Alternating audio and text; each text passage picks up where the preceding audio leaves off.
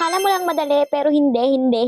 Yun talaga yung nasabi ko nung unang pagkabit ko nitong customized vinyl sticker na 'to. And by the way guys, ito pala ay repeat order sa'tin ni client and ito ay para sa gathering sa church namin. Kung nakikita nyo guys, gumamit tayo dito ng ruler again. Ito yung metro nating ruler and kung nakikita nyo, napakaganda talaga nung vinyl na gamit natin dito. Kasi tingnan mo naman oh, inisa-isa ko na naman siya girl. Kasi nga, sobrang dikit nito. Sa sobrang dikit niya, kailangan nating manu-manuhin. Tingnan nyo naman yan. At alam nyo ba guys, nung ginagawa ko to, talagang na-test yung patience ko. Kasi tingnan nyo, kailangan talagang pantay na pantay. Doon pa lang sa mga wordings. Kasi sobrang liit din ng font na ginamit natin dito. Kasi nga, gagamitin natin to as background dito sa crew night namin sa church. And ganito guys yung ginagawa ko. Kasi dahil nga mano-mano, kailangan pati yung space pantay-pantay. Kung nakikita nyo dyan guys, seryoso talaga ako magdikit. Kasi ayan talaga yung lagi kong tinitingnan. Kung pantay ba yung pagdikit ko. Kasi diba, aminin man natin o hindi, pag mirror yung pagdidikitan natin ng vinyl sticker, ang hirap makita kung pantay na ba kasi may shadow siya guys. Huwag nyo na lang pansin yung itsura ko guys, pero ito talaga yung tutorial kung paano ko kinakabit yung gantong glittered sticker na white decals natin. And by the way guys, napaka high quality ng decals na to. Ilalagay ko na lang dito sa link natin kung saan ko siya nabili. And as you can see guys, diba, ang ganda nung kinalabasan niya, nandyan pa lang tayo. Talagang gumagamit ako guys ng masking tape tsaka ruler dito. Kasi syempre, diba, para excellence or best talaga yung magiging output natin. Kaya naman kung gusto nyo ng gantong business guys, tsaga-tsaga lang talaga. Kasama din talaga minsan talaga na tayo yung nagdidikit ng mga sticker na binil natin. Pero minsan naman may mga client na gusto nila na sila na lang yung magdidikit para matuto din sila. O, anong masasabi dyan sa output natin? Ayan na yung kinalabasan ng ginawa natin guys. And by the way guys, umabot pala ako dito ng 45 minutes. Yan lang yun. So yun lang, kung gusto nyo matuto ng ganito, check out na kayo ng binil natin. So yun lang, God bless!